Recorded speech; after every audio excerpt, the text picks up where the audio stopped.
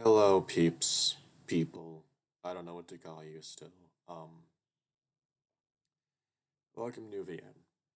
Reason I'm doing this one is because I looked on the itch.io page for this, and I saw they were doing voice acting auditions for it. And the second I saw that, I was like, okay, I have to fucking play this, like, audition. Because I'm kind of into voice acting, in case you hadn't noticed. So, let's get into this. I want to see what I want to see what it is. I want to see if I like it. Hello, reader. Welcome to Chord Progressions. Thank you so much for playing Bill 1 of our game. Cool. Won't keep you here long, just want to address four things. I promise will be brief.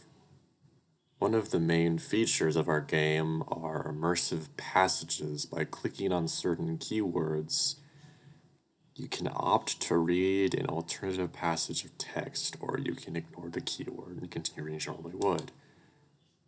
I see it and click the keyword. No worries, it's never necessary. There will always be any There will never be any story-critical details in these optional passages, just details that enhance immersion. I would also recommend readers who are reading the story aloud to an audience to skip these passages. Why? Because it's 18 plus. Moving on. Secondly, you will feel partial voice acting in this game. Okay, so my job's that means some character dialogue will be voice acted, but most will not. Again, if you're reading aloud to an audience, it may be best to go to the options menu and turn down the voice volume slider so you won't be interrupted. Third, if you're sensitive to certain types of content, please click here to, okay. You know what? For you guys, I'll do it, because I don't know if you guys,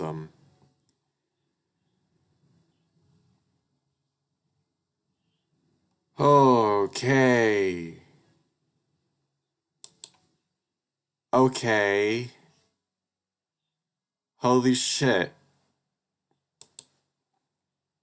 Okay, so if any of you guys don't like these, here, at least, because this is this build, um, uh, you know, uh, it's gonna get a lot worse apparently, holy shit. This list may update in the future and will be included at the start of every game build. You can access this list from the About tab on the main menu. If you have any questions, okay, cool. Yeah, you can just... Lastly, obviously, work in progress, no shit. Made by a team of passionate amateurs working to learn and grow, so please don't accept correction. Before I go, if you read the demo, if you read the demo and like to pick up where you left off, please click here, otherwise continue on as normal. Alright, I keep you later long enough, sit back, get comfortable, enjoy your time in the city of Douglas, becoming our protagonist on his new adventure. How much voice acting is there? Well, so far at least. Hello? What's going on? Bliss.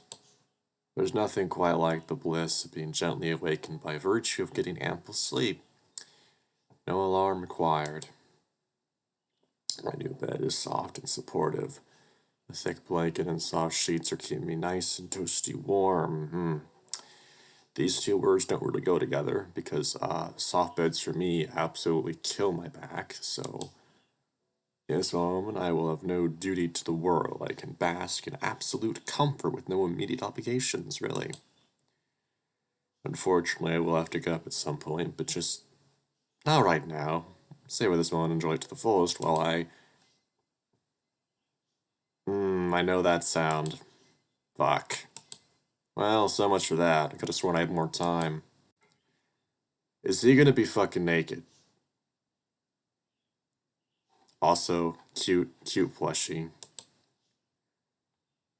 With a smack, my paw swings down and collides aimlessly on the snooze button, extending my little period of bliss by 9 whole precious minutes.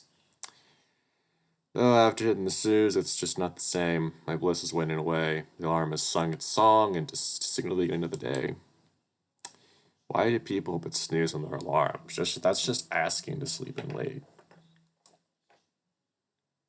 Like, if you have to set an alarm, get up when it first goes off. Don't. Any extra time spent in this bed only serves to make me more anxious, especially a day like today. It's a very special day after all, oh boy. Today is the first day of the new job, another day of being a retail worker. Just like the way it's always been. Oof. Ever since I was a teenager, there was nothing I could do to escape this line of work. I thought this damn business associate's degree was supposed to keep me out of jobs like this. Welcome to America. Welcome to America, Betty. Life's really moving fast for me. A little over a week ago, I woke up in a different bed in a different town. For the past few nights, in that drowsy, sleepy stupor, I opened my eyes and I got to see the bedroom I slept in every night for the past 25 years. But I think today's the first day I've been immediately cognizant of the fact I'm waking my new bedroom. Guess that means reality of the situation is finally starting to set in.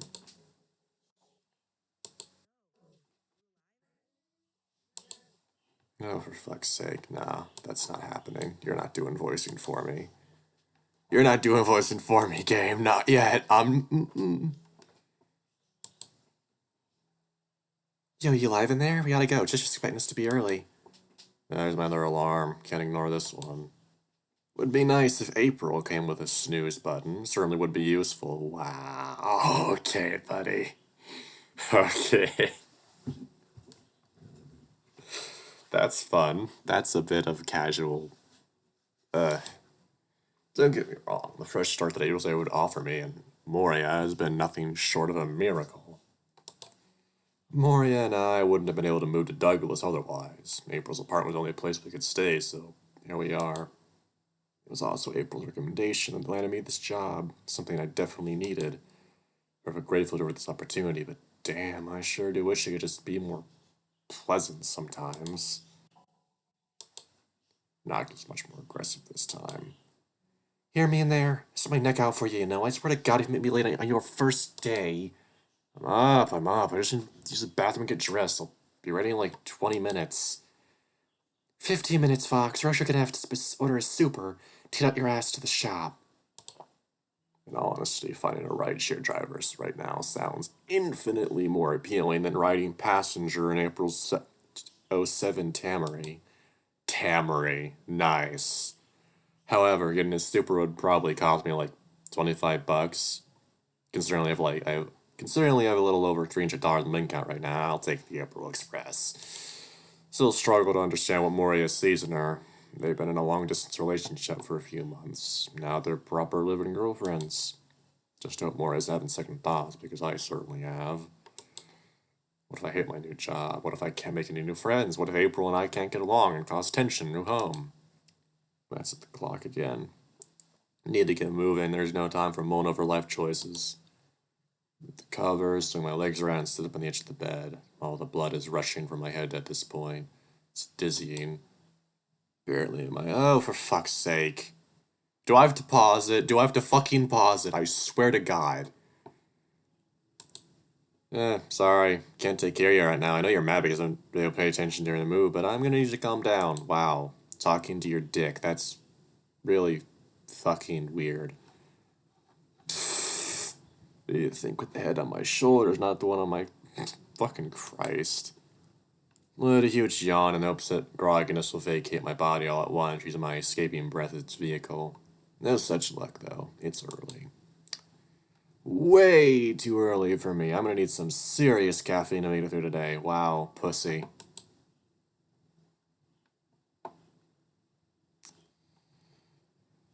Okay, so far, from the very little amount that I have played, I am already liking the writing. The writing is better than the vast majority of new VNs that come out these days, so that off the bat already has me a bit excited that it actually is well written.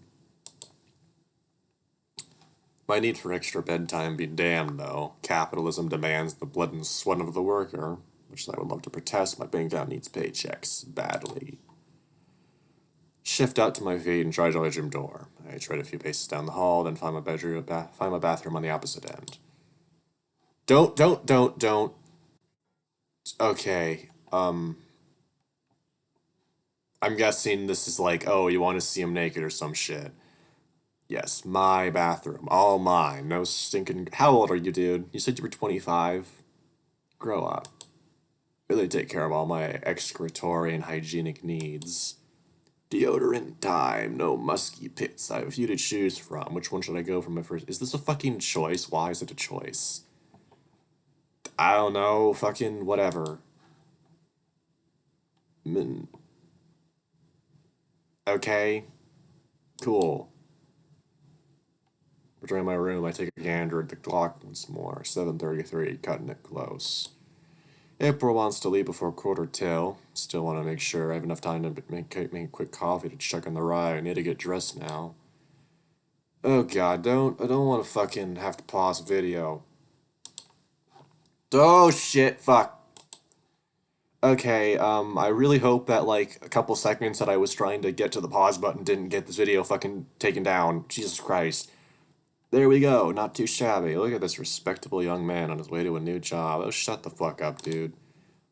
Really great for this full-length mirror. Really is the first line of defense against my fashion faux pas. Oh, for fuck's sake. Maybe now this will help me pay more attention. I'll present myself. Who fucking cares? It's clothes. Jesus. Lord knows I could use all the help I get trying to find a man.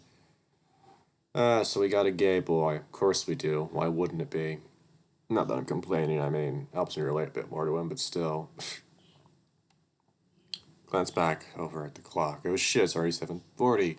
We're leaving and I still have my coffee. Glance on my desk where I grab my phone, wallet, and keys, a trifecta. Well, it's more like phone, wallet, and key. My old car key is now absent from my keychain. Getting at the car with more unfortunate sarcasm I need to make so we can afford to move. It's everything I need. Let's do this. What the fuck? What the fuck, dude? You fucking Christ almighty. Why? He steps out of the short hallway. I found myself faced with the alarm clock. I can't snooze. There you are. Come on, we're going. Hold up. Let me make a coffee first. No time, dude. Shut up while you were dilly-dallying. Now shut up. He was getting dressed, dickhead. No time, no time. I need this coffee and we just function on my first day without it. You can't do this to me. Come on, April. I really need this coffee today. I can make it in 2 No worries, sunshine. I got it for you. No, thank God. She's blocking the fucking stupid-ass painting. Who the fuck puts that on their fucking wall? Jesus Christ. I do my best to make it a double up from Tom, so you're gonna need it today. Nora gives me a paper cup with a lid, a large-sized one. She even put a little paw protecting sleeve on it for me. My saving grace, my Java Jesus, my cafe conservator. Oh my god. Thank you. Thank you, thank you. I don't know what I would have without my coffee. Oh, it's my pleasure. Advise me your signature bubbly grin. Oh my fucking god, if you two are done being heteros, you need to go. Shut the fuck up. Holy hell, I already dislike you so much. From 2 lines. 2 lines. I already hate this bitch. April was pointing to her wrist, tapping me to watch it wasn't there. Ouch, you woo me with your cruel and nasty words. Noria made a melodramatic, pearl-clutching type gesture. Well, if we were doomed to be cursed with heterosexuality, I guess we could try dating again. Nuh-uh, not gonna happen. You're a little sophomore heart, remember? Oh, okay. Are they bi? Or was it like, oh, I think I'm straight because I'm being forced to be straight by my parents or something like that? Was that what it was? I'm guessing that's what it was. Moria let out a chuckle. She looks down at the ground. Her eyes look a bit lost, perhaps reminiscing about times they don't talk about nowadays. Yeah, I know. You were still figuring out your sexuality. I was still figuring out my sexuality and gender. Not good time for either of us to try dating, let alone dating each other. She directs her gaze towards April. Oh, okay. Okay. Does that explain? I'm fucking confused. So yeah, he. Oh, okay. Okay, that's what I was thinking, yeah. So yeah, he and I had a little crush on pre-transition, man. We tried dating. Didn't pan out, obviously. Being friends works much better. It's moments like these that I realize that it feels like a lifetime ago since Moria started her transition. She's come so far since we first met in grade school. Coming out as gay for me in our hometown was already a nightmare, but her coming out as trans with the parents that she had, the fact that she's still here, living, breathing, and talking to us is nothing short of a miracle. So proud to call her my best friend. Oh my god. And now we already have that little bit of character building given in a relatively quick way, in a way that makes sense for these characters to talk about in their head. Yeah, I already like this. This is good characterization. Moria looks at April expectantly, but April's expression was completely void of interest. Don't you have anything to say about this bombshell I just dropped on you? Moria will chuckle. No, you're my girl now. That's all that matters. Why would I give a shit you two bumped butts 10 years ago? Another snicker left Morio's lips at the remark. Okay, listen, we did not bump any, but... Oh my god, I literally don't give a shit, dude. We don't have time to take a trip down memory lane. We have to go now. If I were allowed to change one thing about April, it would be her tendency to interrupt me. God, I hate that. Yeah, that's a bad trait. That's a bad fucking trait. And I'm getting serious bigoted gay person vibes right here. Like, seriously, but whatever, I guess a lot.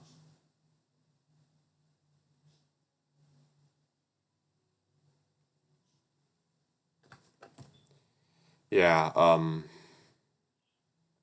who knows, maybe her character will grow on me, but at this point, I highly doubt it. If I already read this. See, the way I was raised is that I'm not allowed, that you shouldn't talk until someone else is done talking. So whenever, like, when we were up in Michigan recently, and my grandparents were just talking, talking, talking, talking, they were, like, expecting me to answer them, and I couldn't, I physically couldn't respond to them because they were talking, talking, talking, talking. Like, uh, yeah, fun, I'm right when you are. There you go, sip my coffee. Oh, wow, just like a Tom's double double. It's a shame there aren't any franchises around here. Oh my god. So you're worried about spending too much money on an Uber or a super as you call it, but you're ashamed it's a shame there aren't any franchise coffee places that charge basically $1 million to get one coffee. Yeah, sure, that's real funny. And then you complain about capitalism. Really funny there. April gives Maury a quick kiss on the lips. Cute. Not really a big fan of. I think it's PDA, but whatever. Love you. I'll call you on break. Love you too, dear. Try safe. I don't know what I'd do without Mo. There's not another soul out there like her. I highly doubt that. Never mind. I'll retract that statement. In my never-ending quest to my best friend's laugh and smile, I feel a strong urge to act out in a silly way. It's the least I can do for her since she gave me coffee. I'm feeling particularly emboldened by the little caffeine buzz I have going on. Bye, Mo, I also love you. I shout her in a jovial tone. April buries her face in both her paws and starts pacing to the front door. Moria just giggles. Love you too, you goof. Please don't drive my girlfriend crazy today. No promises. Fall after April to the door. Time to go. Fine, we're out of the room with the fucking boob painting. Christ almighty, who the fuck puts that on their wall? Did it, I checked the whole thing in less than 10 minutes. I'm caffeinated, motivated, and ready to whatever this day has in store for me. I wouldn't say that. I would not say that. You have no fucking idea what can happen in a day. Where I was mostly quiet, I figured I'd already made April mad enough and I didn't want to prod her any further. Oh, you made her mad by being somewhat late. How terrible. When she focused on driving, mine was a buzz, thinking to myself about all the possible scenarios and situations that could play out today. Some were more realistic than others. What if the work is super hard and I'm not liking it? What if they're all assholes and I can't get along with anybody? What if this whole time April's a person trafficker and I'm about to be sold as a sex slave? Okay then. That's a bit of overreaction there, buddy, but I relate to that a bit. Overthinking. Must consider everything, especially when I find myself in unfamiliar territory with this new job. Yeah, I've worked retail for years, but never worked in a music store.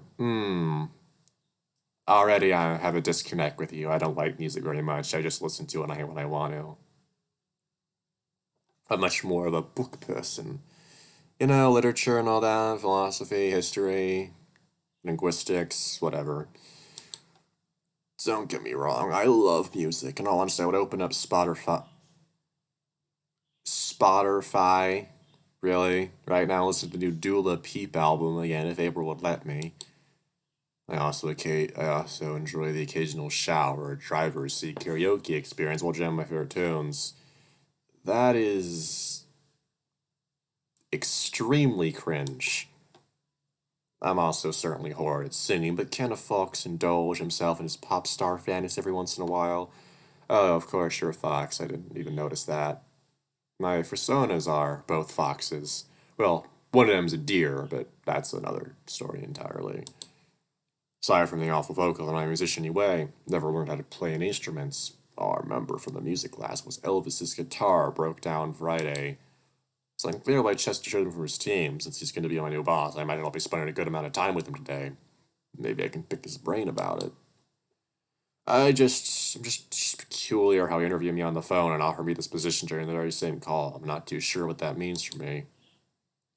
April slows the car down and enters the turn lane, followed by a right turn. Looks like we're here. Turn off the main road into a sizable parking lot with quite a large building situated at the back. This is the place. Please, no more paintings of fucking sexual organs. Fucking Christ. Jesus. Fucking why? That's the main, like, really weird complaint I have right now. Why?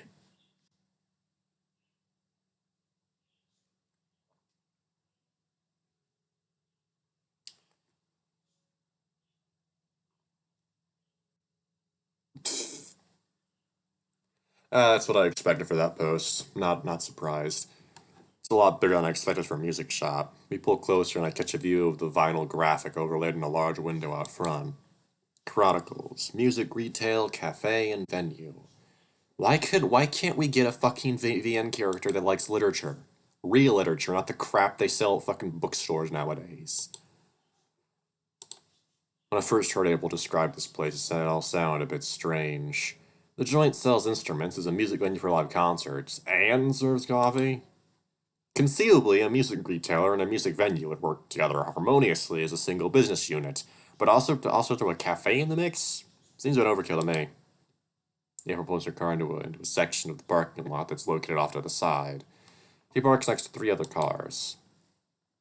One's an older luxury car. Next to it is a newish looking economy crossover. Next to that is a sporty looking sedan. Not quite a street racing car, but certainly not cheap. Oh, so we got a douche nozzle. Got it. She parks and takes the keys out of the ignition. Looks like the whole gang's here today. Those are all Chester, Dave, and Pat's cars. Okay, is that our whole team? That's the squad, if you don't remember. Chester's the boss. Dave is Chester's husband. He runs the cafe. Pat works in the position we do, but he helps a lot in the cafe nowadays. Wait, Chester's a husband? I didn't know that. Yeah, dude, people are gay sometimes. You of all people should know that. God, I hate this character. She quips monotone with a slight hint of a snark. I've already had it up to here with her. It's not even 8 a.m. Exactly. Well, I get that. I just wasn't expecting him to be gay too, you know. I know, just thinking, Jane, line up a little. I don't enjoy this type of yanking, but whatever.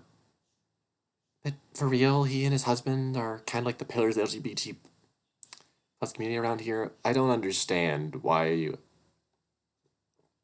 I'm not gonna get in that fucking rant now because whatever. I don't get why lesbian and gay are both on here when they literally mean the same thing. Like they mean the same thing. So I don't get it. Whatever. They also help work. Also help organizing fundraisers or pride events and stuff. He also likes to hire young queer people. Oh, a slur. Got it. Like us when he can. Interesting. Is that illegal? Very least ethically questionable. What? How? What? What? What? Of course it's illegal. What the fuck? We exit the car to fall behind April. She leads me behind the building to a door situated next to a few dumpsters. This is our employee entrance. Room we enter seems to be an employee break room and storage room. April walks in and makes a beeline to an electronic module located on the opposite wall. It's like an electronic time clock type device. She punches a sequence of numbers and places her index digit on the scanner. Module screen grows a bright green. 2 minutes to spare. I like clocking earlier than that. Keep that in mind. Her tone is stern as she scolds me. Why can't she cut me a little slack here? I mean, they both have points, but God, April's really fucking grating on my nerves. Let's go find Chester. I will say the art's really good. I like the sprite style here. It's unique, at least. She walks towards the door that leads out of the break room into the next room, and I follow suit. Connecting the rooms was a two-way swinging door, equipped with a plastic sanitary seals that scraped against the floor and ceiling as it opened. When I stepped through the door, I could have sworn I died. I found myself in sweet, sweet confectionery heaven. Sanitary seal does an excellent job of preventing air exchange because I couldn't smell a thing until now. All around me was the smell of sweet pastries baking in hot ovens, accompanied by the comforting scent of freshly brewed coffee. It was at that moment I was starkly reminded that I didn't have breakfast. Stomach was not happy about the fact that I was smelling all this delicious food, not eating any of it. From the looks of it, I guess this is a small kitchen. Very, very tidy and pristine. Certainly the work of someone who takes pride in what they do. It was then that my attention was drawn to the two individuals responsible for these wonderful aromas dancing happily in my nostrils. A skunk and a collie. Oh my god. The skunk is quite a large man. I stand at average height, and he's a few inches taller, perhaps 6'2". I'm 6'3". Interesting. He's quite plump and very pleasantly so. Good lord, children like him are a delicacy. No, they're not. I don't like chubby people. I mean, I can be friends with them. I don't find them very attractive. Next to him stands a border collie who's in the process of icing pastries on the adjacent counter, situated along the perimeter. What a gem he is too. He stands a bit shorter than me and seems of a very fit frame. Thin and fit frame, a trim and trim frame, like, whatever. I'm a greedy omnivore when it comes to my taste in men's bodies. Jesus fucking Christ, who cares? Yeah, exactly. I haven't even talked to these guys yet, and I'm already having wild fantasies about them. I don't understand people like that. Jesus fucking Christ. Some people are gay, and some people are just way too gay. The hell is wrong with me? Oh, wait, I don't know exactly what's wrong with me. Haven't gotten off. Oh, for fuck's sake, who cares? I'm in serious trouble unless I can get a grip. Well, here's our new guy. Skunk turned towards me and set down the bowl and rubber spatula he was holding. A wide and warm grin spread across his face. Ooh, April, you found another cute one, didn't you? Golly speaks while still icing a tray of pastries. He's still facing the tray of carb-loaded delights while only offering me and April a side glance to continue his task. Wait, me? He's calling me cute? Oh, for fuck's sake, dude. April implied that some of her coworkers were going to be... That's a slur, but okay. But I didn't expect Gwen to start shamelessly flirting with me the instant I walked through the door. To April try and find some sort of reassurance here. All she did was roll her eyes at the collie's comments. Was this... Oh, for fuck's sake. Oh, for fuck's sake. Happy nice. Chester was the carpet a stance and you being flirty with a new friend here. Circumstance was very firm, positive, almost like a teacher trying to positively reinforce good behavior in a student. With the skunk statement, I was able to glean quite a bit of information. Neither am is Chester by his admission. Since the collie is Pat, that must mean the skunk is Dave. I know, I'm just messing. How's it going, man? I was getting my fixing when he spoke, his body still positioned toward the pastries. I'm good, excited to be here. Gave Pat a wave, getting a good look at his face. Oh, for fuck's sake. That would be a great punchline, wouldn't it? Tease me and try to get my hopes up. This was always a shitty game that always would play on the... Oh, for fuck's sake. Kids in my high school. Happy to hear it, bud. I'm Dave, and this goofball over here is Pat. It's good to finally meet you. Welcome to the family. He exclaimed this while making his smile even wider and warmer. Oh my god. Dave approaches me. He's prepared to shake his paw, but actually want more than that. His arms are spread open. Come on, buddy. I'm a hugger. Oh, shit. Oh, for fuck's sake.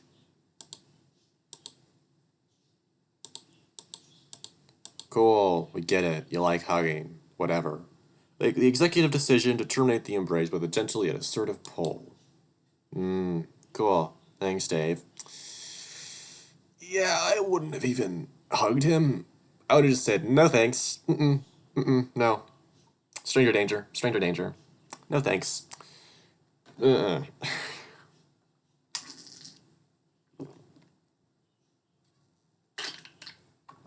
I genuinely feel very uncomfortable after that, so thanks a lot. Mutter sheepishly. At this point, starting to feel overwhelmed. Gar's like, oh, for fuck's sake. Dave seems to have gotten the message and lets out a chuckle. Sorry, but Ginger told me I need to work on asking just before I just go up and hug on fellas. I'll be more mindful next time. Maybe you should have been more mindful to begin with, huh? Yeah, fucking Christ. Upon hearing hug on fellas on his southern drawl. Okay, well, I fucked that up. Bit of a sucker for your actions like his, it's really gonna be, oh, for fuck's sake, dude. Okay, just surprised me is all. I'm just never a coworker who's like so friendly towards me on the first day.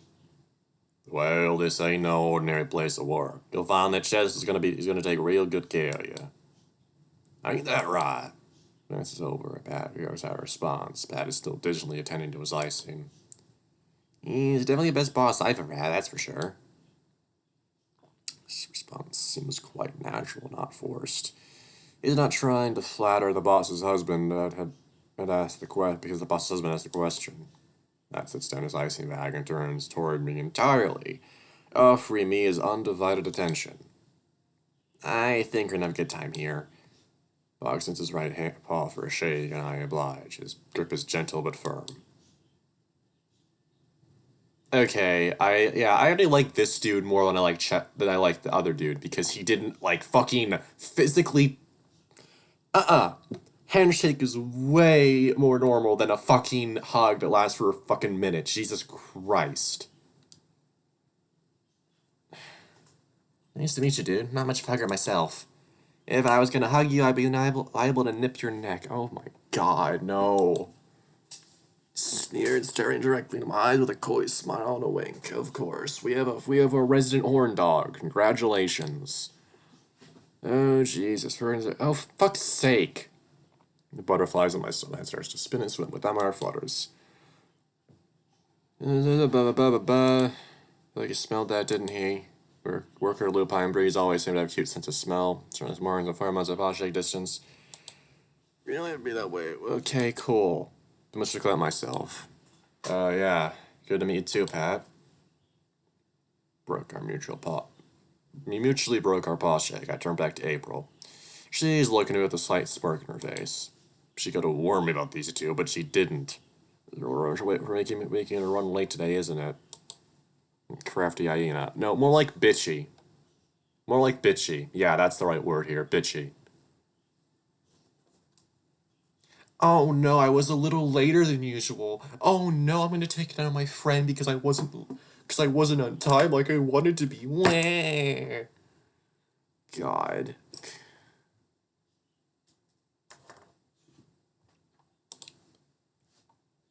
Chest is over in his office. I'll take you to him if you're ready. April. You good with opening the front of the house while we get him all set up, apes? Apes. There's some heard that nickname for her. Maury's never used it. Oh yeah, I'll be good. She says with a satisfied grin on her face and a thumbs up. She walks through the kitchen doors and leads us to it. When you're ready, he's this way. Dave leads me out of the kitchen to the next room. Door leads me to the area behind the kitchen counter of the cafe. Walking into the cafe, I immediately spot pastry display cabinets, an espresso machine, a register, even a small flat-top grill. This is legit. This is a full-blown operation with fresh food and fresh brews. With each successive room I've toured at this shop, I've become more and more excited and impressed. Else my mind at ease, despite all the tension I've endured so far. Walk around the counter to find several tables and chairs in the dining space. It's quite a spacious dining area. Dave spoke as he continued to walk. Here's the cafe. We got pastries, coffee, and some lunch sandwiches for sale. It's open from 9 to 4 every day the shop's open. We'll see about getting you back here during lunchtime so you can see how everything flows. Sure, sounds good. Me in tow, Dave guides me to the cafe's main seating area and to the front doors. Bell, situated with the door chimes, the other person has either entered or exited. Separate from the enclosed cafe space, we venture out to the music store, which is huge. Since 2012. Are these all the names of the employees or something? So this store is fucking a decade old. Wow. Large storefront was populated with a wide variety of instruments, music gear, and other music hardware. Eclectic sets of furniture were peppered throughout the space. Impressive, ain't it? Yeah, wow, hasn't spent such a massive space. Yep, could you believe all this started out with that cafe? Old Bill used to be a strip mall back in the day. 20 years ago, when Douglas was a small town, this place was happening spot. Stops in his tracks and gestures around the building and pointed at the inside corners. At the time, there'd be 4 businesses operating under this one roof. There'd be little restaurants, barbecue joints, pharmacies, barbers. He's just thrown off a bit, taking a trip down memory lane, isn't he? How old is he then? Jeez. Just when I got married, he wanted us to start a business to pursue my passion for bacon. And I scraped up all the money from my savings, took out a couple of business loans. We bought up one of the family cafes here. Stripped it down, built back up, made it our own. Going toward the cafe now behind us. But this old Bill looked real different back in the day. Imagine if you walked in that front door instead of seeing what's here now. It was a long, narrow hallway with 2 individual stores on each side. He draws my attention to the building's main entrance as he continues to gesture with his paws to help better illustrate his description. He's painting quite the picture. After we remodeled and opened a cafe, it turned out we were a big hit. Making so much moolah, just decided to open up a small guitar shop on the adjacent units. We wanted to pursue his passion next. As the years went by, he kept expanding and buying out all the other shops until we purchased the whole building. That's when we started tearing down walls and such. Just had to be real business after all those purchases. The owners of the mall were quite happy to have us pay rent instead of us having us own the building outright. But after some persuasion and business finagling, here we are. Finagling? Does he mean Oh, good grief, finagling. Ah, yes. How charming. Oh, it's amazing you could pull that off. It's all thanks to that Chaz of bow of mine. I just get all gusted up and bake stuff. Blissfully bats an eye at me. You dang adorable skunk with your heartwarming ass success story. Even after all that, I'm still left bewildered by the functionality of this business model. I guess I'll find out how all this works after we are open. I just fucking realized a fucked up fucking thing that this main character wanted. He wanted to fuck Dave, and Dave is fucking married. Holy shit, dude. Fuck you. Dave directs me to the far side of the building. We passed through rows and rows of merchandise. Holy shit, what the fuck was that? My fucking voice went crazy there. This one was a rather large stage. It must be 3 feet high, and there's plenty of space for a decent-sized band. Adorned with a display of amplifiers, guitars, and drum kits all neatly arranged. And here's the stage. We try to have concerts once or twice a month. It's not these performances. We display some of the expensive products up there. I don't rightly know how to delineate any of the expensive products from what's cheaper. They all just look like instruments to me. I guess I'll have to learn. Okay, yeah, whoever is writing this has a great grasp on the English language and knows how to write well. Because I have not seen a single typo so far. That is such a fucking relief. Holy hell. Directs me up on top of the stage using a set of stairs. There's a curtain spanning from ceiling to the floor. They pushed the curtains aside, walked through, and motioned for me to do the same. We found ourselves in the backstage area, much like another miscellaneous storage space, I imagine. This is where all the performers store their equipment before a show. Situated in the back corner was another enclosed room. Dave directs me to the door. The entryway is a single wooden door with an opaque window. On the window, the graphic reads Chester Halford. Dave opens the door and gestures for me to walk through. What the fuck? Okay, this is like corporate business 101 here. Jesus. Took a few steps inside with Dave trailing behind me. Each eye is calculating a new frame. Chester's desktop is a spacious and well-kept surface. Oh wow, okay. Hello. Sitting in a large leather chair behind the desk is a woven man hunched over some papers. Unlike Pat, Chester is an unselected breed of lupine. Some folks refer to them as pure lupines, but that terminology is very politically correct nowadays, so who fucking cares? Seems like Lady Luck is playing another cruel joke on me today. This wolf is absolutely stunning. He's married, you fuck! Oh my fucking god. Control yourself, dude. These... Attention turns away from the face to gaze up at me. Ah, there he is. Good to finally see you in the flesh. Hey, Chester, good to meet you too. Jesus Christ, what the fucking fuck was that? I didn't even say good to meet you. Why did I say good to meet you too? Stupid, stupid, stupid. Good to meet me? We already met on the phone. That's it, No, you didn't. You can't meet someone on the phone. Jesus. You can't meet someone through a phone, dude. No, that doesn't work. That's it. I'm officially the biggest moron in the world. No, you're not. I'm done. Reputation's destroyed. I'm just gonna have to take Gabriel's keys, remove the plates from her Tamary, and just drive to the Yukon to start over. Oh, so this isn't Canada then. Chester lets out a hearty chuck and interrupt my mini panic episode. I'm just yanking a chain, son. We'll all like to have fun here. Must everyone yank my chain today? Chester directs his gaze towards Dave. Isn't that right, love? Not too much fun now, honey. This one's feeling a little overwhelmed today. Yes, I'm not I'm very well. Why can't my little nervous breakdowns be kept within the confines of my dumb head? I'm gonna change this dude's accent because having two southern people doesn't really sound like a good choice. So yeah. Plus, acting so nervous all the time doesn't really help the whole skittish fox stereotype. Oh, I'm shit. No. No, no. Though I'm sure I'll be fine. I know he's gonna fit right in.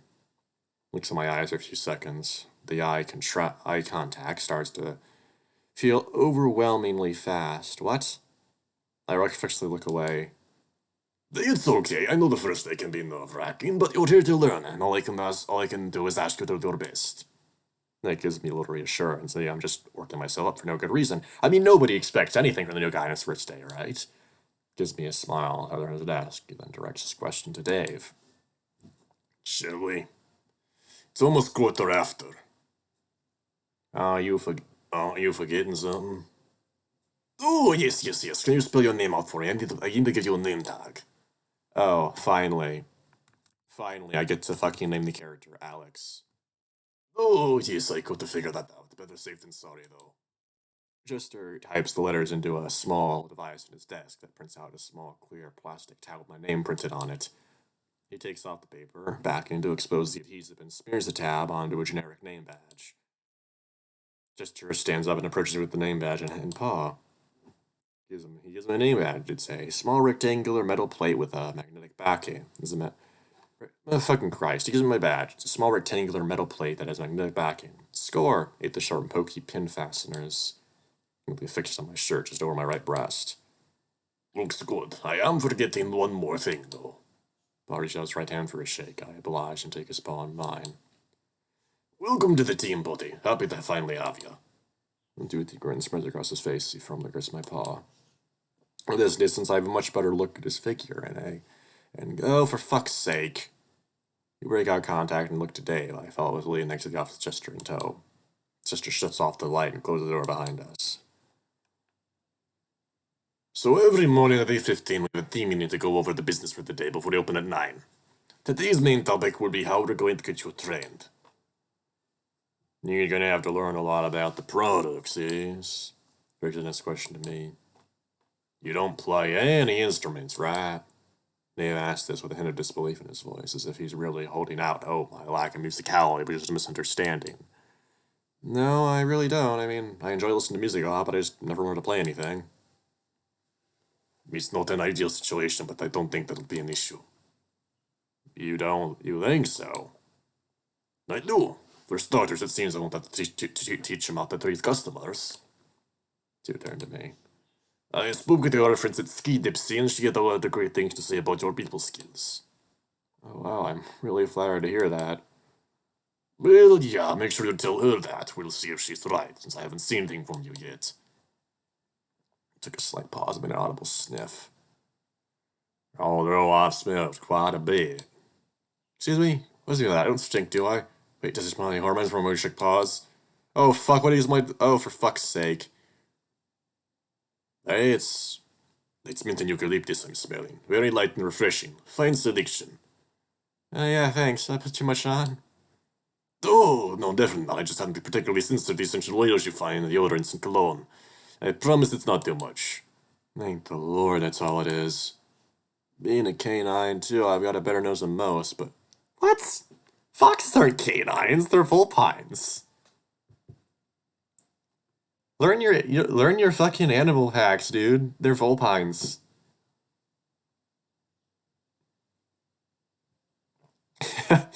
But I'm certainly a match for Chester or Pat's sense of smell. Dave opens the door to the cafe and holds it open for Chester and me. After you. Thank you, dear. Two gaze into each other's eyes for a quick moment as Chester walks by through the door. That was so cute. Seeing two men being this deeply in love is always so endearing. The way they talk to each other, look at each other.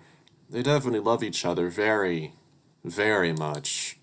God, I wish I had that. Wow, dude. That's when I feel it. Nope. Nope, nope, nope, nope, nope. Okay. Oh, is he numb? Is he numb? This feeling. Here to rain on my parade once again. This intense sensation of loneliness I felt for so many years now. It's always a somatic experience for me. Right where my heart is, I feel a black hole forming.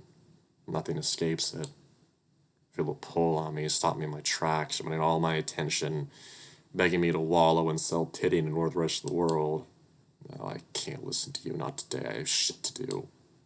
Feeling comes and goes, but it's left its mark. Just have to keep it together until this shift's over. This isn't the time nor the place for a breakdown. You okay, Alex? Oh shit, I literally did stop in my tracks. Oh, yeah, sorry. Quickly entered the door. Dave was holding a jar for me. Do they have voices or something? Because if they have voices and, like... I mean, if they already have voices, why are you doing voice acting auditions, dude? Like... Before stepping in the cafe, Pat and April were already sitting at the table near the center of the dining area. Good morning, April. You? How are you today? Fine, it's time for me to drag Alex to bed and almost make me late. Excuse me, that jerk? Yeah, she's a bitch. Almost late. Sounds like just on time to me. Gives me a quick wink. Oh, thank God I can be a stickler about timing. Can't believe April's still giving me shit, though. Wasn't neglecting to warm at the horny dog and cuddly skunk enough punishment. Pat and April were sitting one of the side table, inside the square table that normally seats 6. Take a seat at the opposite corner of that demon witch. Chester sat beside me. Dave sat beside him. Pat's holding a stack of papers in front of him. He taps the stack on the table to align the pages neatly, then clears his throat. Here we go, Duderinos and Aeronet. It's my turn in the cycle, so I'll go ahead and lead things off. You have everything prepared for the day? Oh, yeah, it's a special day, and I want to make sure we're ready. He says this indignantly. Something tells me he may need some reminders every now and then. Okay, I don't think TJ's voice really fits this dude, so... I mean, I don't know. First order of business, the newbie. He gestures a paw towards me as if presenting to the whole staff. So, we are going to need to figure out how to train him today. Chester, what do you think? Actually, I want to hear what you think, Pat. What's your idea? I was suddenly grinning ear to ear. Oh, jeez, I guess my face on his paws today. I have to say, the encouragement I'm seeing in Chester get to Pat is quite special. Sight on seeing covered by passion managers. Let's see. He looks up at the ceiling with his tongue hanging out. He's tapping the tip of his tongue with a pen in his paw. I'm really thinking hard about this, isn't he? Hope I don't see smoke coming out of his ears. He should probably stick around April this morning. She can show him how to open up front of house, set up the point of service, and maybe teach him a thing or two about the products. Speech trails off, clearly deeper in thought. Please don't set up the smoke alarms. Then he can stick with me and Dave during the lunch rush. I can teach him how the cafe's workflow goes. You trail off once more. That's great so far. How about towards the end of lunch? And it'll be time for a break. Then it'll be time for a break.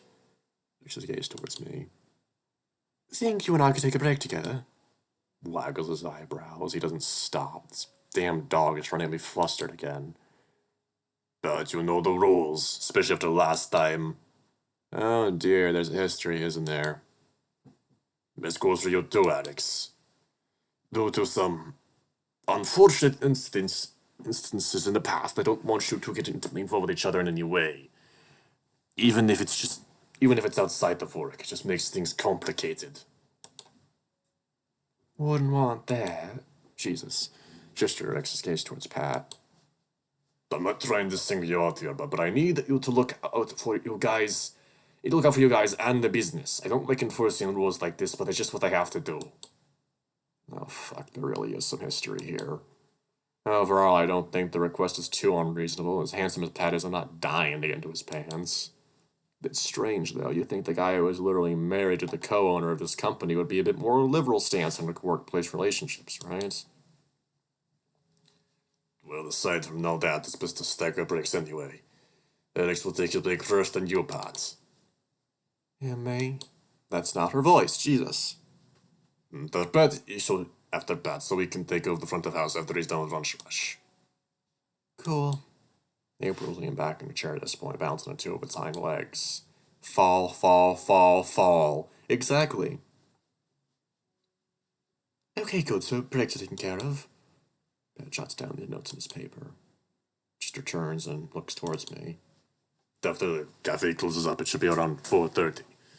You can go home then if you'd like. Or you can earn some overtime on your first day. You can help me close up. He said the O word. Oh, hell yes. What? Okay. I'm definitely down for some overtime, sure. April's now staring daggers at me. What did I do? Probably nothing. Nothing that big, really. She's probably just being a bitch. Yeah. Honestly, typical for her type. Typical.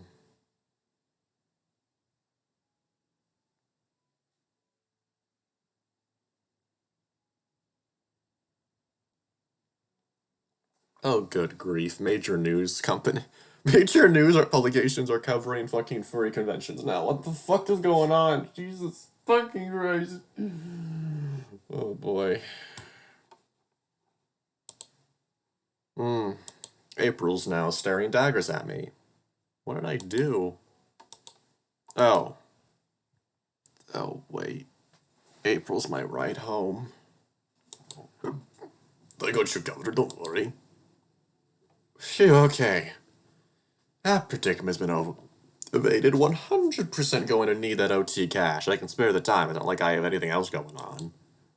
Also, Chester takes the cake for the best boss ever award today. I mean, it is a low bar, but he's offering OT and a ride home on the first day.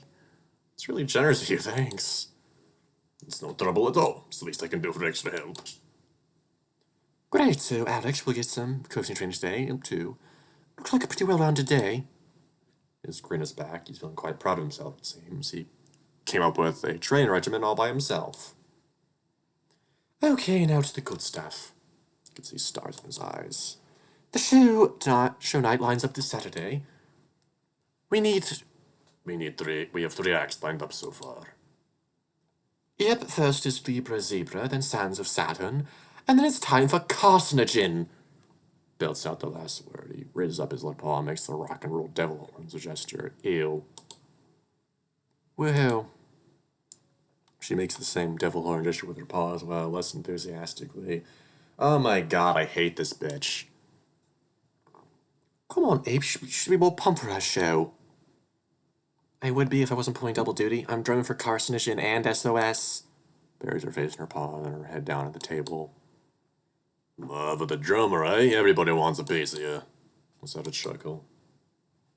We need to try and find more acts. I'll see if I can find anyone else to book. I have a couple ideas.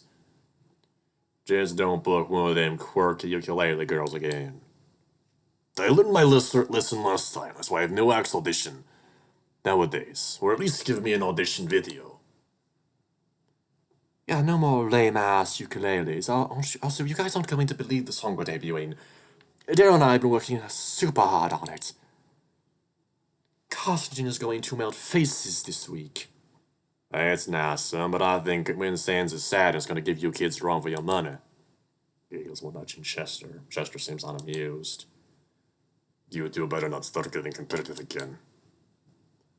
Well, it's not much of a competition when your band doesn't bore people to tears.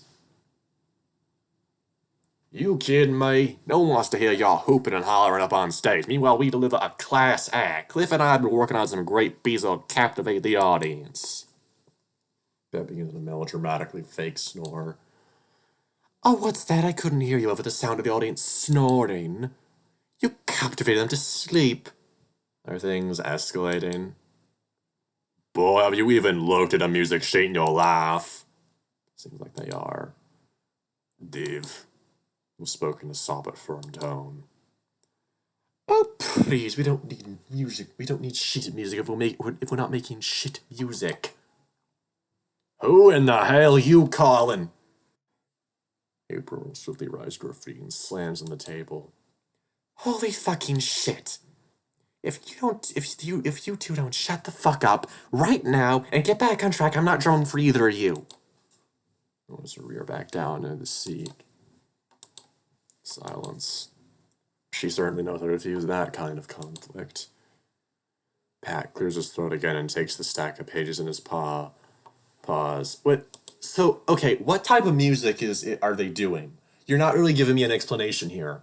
Because apparently Dave's is boring, according to Pat, but a lot of music is boring to some idiots, and, well, a lot of idiots have shit music taste, so I'm honestly not surprised. But who knows? I don't know. Pat clears his throat again and takes the stack of pages in his paws.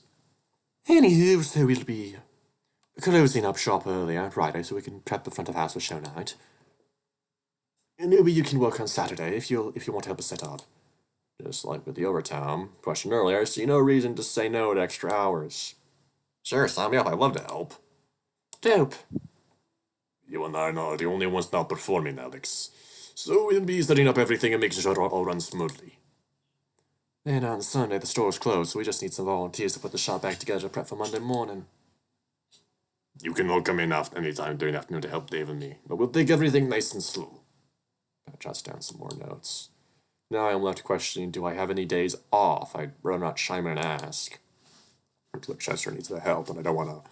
Look, I'm not a team player on my first day. Plus, the more OT I can accrue, the better. Great, show night is taken care of. Alright, let's wrap it up here. Anything else that's on the topics list that can be put off until tomorrow. Good meeting, team. Aside from getting a little carried away, you did an excellent job leading, Pat. His signature proud Pat grin once again adorns his face. He really loves the praise. Well, he is a dog, so I'm sorry. It's kind of cute, I guess. April stands up and gestures to me. Let's go prep front of house. Follow her out of the cafe. For the next 20 minutes, April gives me a crash course on the point of service software. Every item is a barcode, and each product shows up itemized on the screen. I can then complete the transaction with card or cash. Easy peasy, done this a billion times. It's 8:55, almost time to open up. Keys are in the register, the ones with the blue tape unlock the front door. She isolates the aforementioned key and briskly walks around the counter and towards the door. I follow suit. It's a little tricky, but you get used to it. You have to rotate counterclockwise twice, and then... Then trails off. I looked at me confused for a moment. Look up to see the other side of the window door. There's already a customer waiting. Oh god, what the hell does he want? April's already brisk-paced now hastens to a borderline power walk. She expertly performs the complicated unlocking sequence and opens the door within a second. Daryl, we're not even open yet. Why are you here? April is speaking to a lie on the side of the door. He's a tad taller than me, sporting a ginger coat, a bit darker than what you see from most lions. I'm sorry, what the fuck is this Dragon Ball nonsense? The most distinguishing feature is to be his enormous mane. I've seen some lions with larger manes, but this is ridiculous. He's quite handsome, too. Jesus fucking Christ, dude. You just really love fucking oogling people, you fucking creep. It's here, right? I bet told me it's here. Look at what I can only interpret as incredible excitement but intense anxiety. Whatever it was his accent about, I was sure going to be disappointed if it wasn't here. What are you talking about, weirdo? PLS, the S5 partial all-body series that Pat told me was a satin finish and a lefty. Yeah, I had to let him play it, April. So I was starting to sound a bit desperate. Yeah, it's here. Why are you so early, though? Don't you have work? Yeah, I'm with a slight accusatory tone in her voice. Yeah, but I'm on second shift today. I'm free until 2. Alright, it's on the stage. You use the Varsha lamp that's up there. Daryl utters a vocalization that I can describe as a squee. I can see the stars in his eyes. Ugh. I don't like this dude. Hell yes, thank you, Apes. Thank you. Hold up. This is the 3rd most expensive axe in the store, and I know for a fact you ain't buying it today. Be careful, and don't hog it all day. Are you kidding? I'm gonna treat this thing like I'm holding my baby niece. Grin ear to ear. April opens the door to invite Daryl inside. He's walking towards me. Hi there, And he walks right past me as if I'm not even there. He's making a brisk beeline for the stage. Did he just blow me off? Rude. Yeah, that's Daryl. Is he always so one-track-minded? Oh yeah, it's bad. Don't be upset by it, though. I'm sure he'll shut your ear off later once he gets this out of his system. So this is the same Daryl Pat mentioned earlier? Yeah. Out of nowhere, an earth-trembling noise blasts through the store. Holy fucking shit. Very high-pitched feedback type sound that could shatter eardrums. Was this some kind of military-grade weapon? What the fuck is this? Ah! Daryl! April barked out at the lion. Sorry, the volume was left on high when I plugged it in. Shouts to us from across the storeroom. So you check the volume before you plug it in. He shouts back. Sorry. Holy fuck, what am I gonna do with him? Much more reasonable volume, I can hear Daryl tune the guitar and playing some warm chords. He was jamming away with a wide and goofy grin on his face. It's quite adorable. For the next hour, as Daryl jammed away at his new obsession, April spent more time teaching me about the different instruments the store had to offer. Not much else happened in the music store during this time. It was 9 a.m. on a Monday, after all. Folks checking the cafe for their breakfast. I would take the occasional glance at the patrons. Wide range of folks were coming and going throughout the morning. It's not busy looking, but folks certainly look steady for the cafe. What the fuck did I just read? What did I just read that at? Looking steady. Holy... What the fuck? It's approaching 10 a.m. and still no other customers browse for any instruments or equipment. That's until a Ram fellow walks in. He's about my height and has an average build. He looks to be in his 40s. I dare say his build might be more muscular than average. His arms fucking suck and guide. Hello, sir. Welcome to Chronicles. My name is April. How can we help you? Whoa. That was spot-on retail worker voice you just put on there. Managed to sound peppy and cheerful. So opposite the way she treated Daryl. I never would have guessed she had it in her.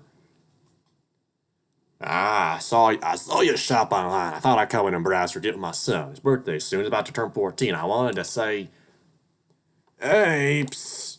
I heard a shout from across the room. April was completely ignoring Daryl's summon. What kind of guitar you have to begin? He's into rock music and wants to learn. Hey, psst. Shouts a little louder. I am so sorry, sir. Excuse me for a moment.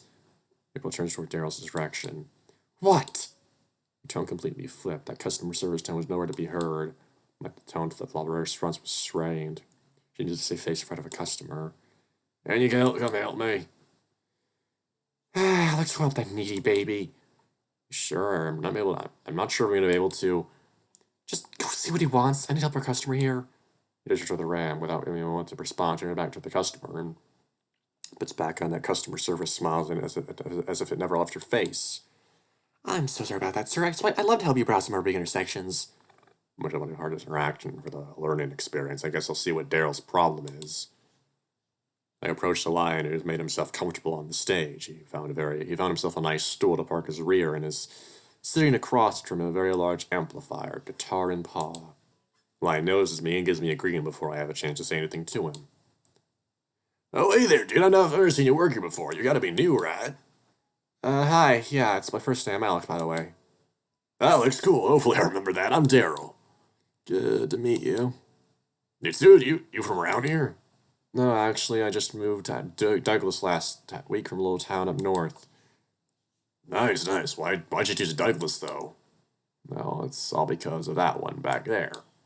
Just drew it at April, who at this point had a guitar in her paws and was displaying it to the gentleman on his birthday gift mission. She's dating my best friend. Moved here together so we can stay in April's apartment. Oh, okay. Yeah, April's been talking about you guys non-stop. Especially your friend, what's her name? Moria? Yeah, Moria. April just talks about her all the time. Aw, does she really? Oh yeah, last week April wouldn't shut up about how happy she was you two arriving. Make sure those two stay together. I've literally never seen April this happy. It's really sweet. How'd you get to know April? Met her a couple years ago, actually. She also drums for my band. April chimed in from across the room. Your band? She barely spoke loud enough for the others to hear. She's still on their side of the showroom, presenting more to the customer. She drums for Pat's band, and I'm in the band too. So Pat's the one who started Carcinogen. That's right. Wait. In Daryl's eyes, I saw more stars appear than the moment when he got excited about his guitar. You've heard of us? Yeah, I heard of the band this morning while Pat was going over the lineup for the show on Saturday. Moose took a 180 as excited expression became dejected. Bet it was really exciting to be a fan. Poor guy. Oh yeah, right, that makes sense. Pause for a moment. So anyway, I wanted to call April over to see if she could take the pedal from the ramp and play with Varshal here. Points to some sort of electronic module on the floor. Never seen this kind of device before. It looks like something you activate by stepping on it, like an accelerator in a car. Yes, all coming together. I can deduce that this device is in fact a pedal. No, I doubt answers question. Sorry, I don't know. I'll ask Alex when he has a second. Cool. Uh-oh. Sounds like an awkward thing for topic. Think. Say, what does that pedal do? It's a fuzz. I want a daisy chain to the overdrive I have here. Oh, cool. What in the ever-loving fuck does that mean? So what do pedals do, like, in general? You work at a music store and you're asking me this? Fuck. Well, that backfired. I think some moron. I'm still learning. Well, okay, come up here and show you how it works. It's super easy. Gives me a wide and genuine smile. Maybe he's giving me the benefit of the doubt. Walk up the stage stairs and meet him where he was situated, weaving through the guitar display cases and amps. With his foot, he taps the pedal on the floor that seems to be wired to the amplifier he's currently using. Doing this, turn the pedal's little LED light off. So I just turned the pedal off. Now the electrical signal from the guitar is still going straight to the amp without any alterations, giving us a clean tone. Jesus Christ, okay. Yeah, you guys can't hear anything of the sound because I turned it off. He strums a few chords, doesn't sound anywhere near as punchy or grindy as the noise that came out of the amp moments ago. Turn on, you just step on it. Press the pedal with his foot again. The LED light is now glowing. Pedal's no longer in electrical signal going to the amp, creating a new tone. Now it sounds like this. Oh. Okay. Strums where chords unrelated with the single notes that he bends aggressively. Tone is more gritty, punchy, and very much rock and roll. This whole thing is neat. Oh, that's really cool. I always thought you needed a completely different amplifier if you want to make different tones like that. No, just a pedal or a bunch of pedals. You just have anything you want.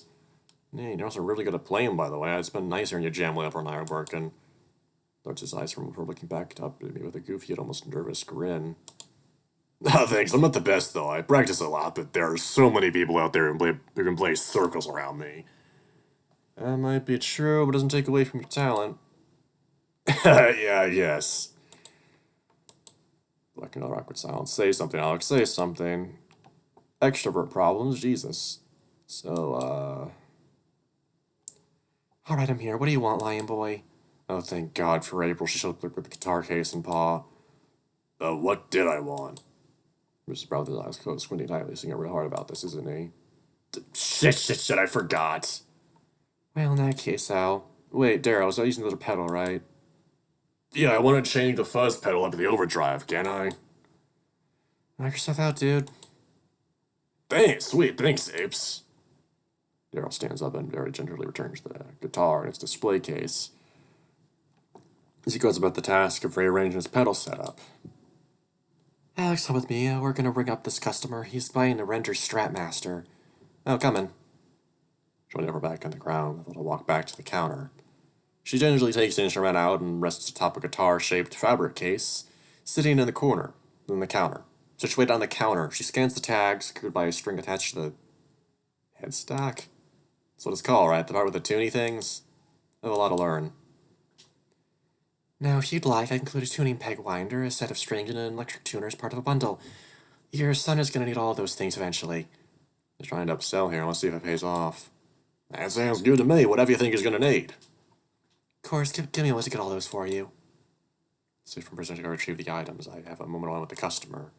My retail sensor kicking in. I should let this customer just stand there awkwardly to engage. It's a great guitar. I'm sure your son's going to love it. I hope so. April will explain everything about it, and while it'll be great for him to be the beginner. No, it's an electric guitar, though. He can't just play the guitar by itself, though, can he? He needs an amplifier. Does he already have an amp? Sure do. We have an amp my brother used to own way back when he played. Been sitting in our basement for a few years. So it looks like we can't sell him an amp, but what about pedals, like the one Daryl is using? Does he have any pedals? Oh, I don't think so. Not very sure what that is. Oh, it adds distortion to the car sound. The gentleman playing the guitar in the backstage, in the stage back there, is using a pedal right now. But pause a moment to listen to Daryl's playing. Oh yeah, that sounds pretty nice. I'll get that pedal back line of shoes. Will his guitar sound like that? That's probably a question April can better answer. This fun cue, she turned to the counter with the items in paw. April can better answer what? If we get this gentleman the pedal Daryl is using, will son's guitar sound like that? April put on the sweetest customer service face. Sweetest customer smile. Fucking Christ, read proper. April put the sweetest customer service smile on her face. It will sound quite similar. Your son should be using a different guitar and different amp than the gentleman back there, but the distortion will have a very similar effect. Yeah, I think I really like that. Can you get me one that sounds like that? Absolutely. April quickly ducks and retrieves a small box from the glass display case. It has an image of the familiar pedal printed on it. It's labeled as Overdrive. She scans extra items she had collected. Alright, your total's going to be $324.94 today. Jesus fucking Christ. Okay.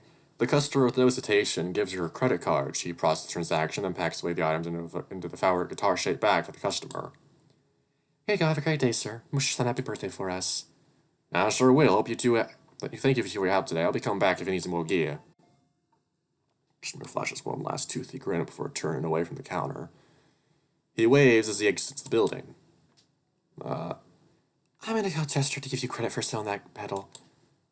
I don't have to. Nah, dude, you really upsold him there. You did a good job. Mercer gazed toward Darrow, still strumming away as his new passion piece. This guy's jamming up there. The customer got to hear what the pedal sounds like. Definitely was a great selling point. How did you know what a pedal does, by the way? Daryl told me when I was chatting with him. Well, I'll be damned. He's good for something, I guess. Wow. Bitch. Fucking bitch.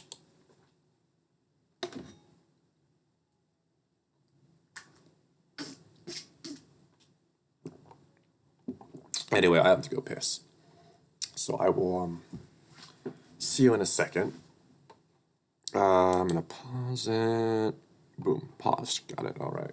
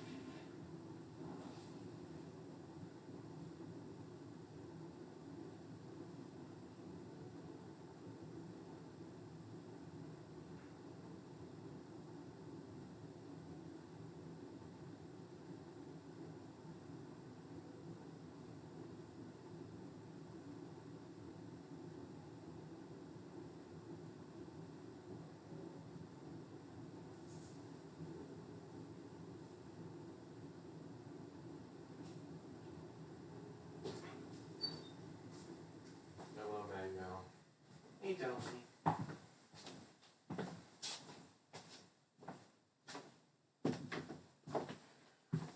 Oh, boy. Right. Okay, time to unput. I did it again. I left it up. Fucking Christ. Okay.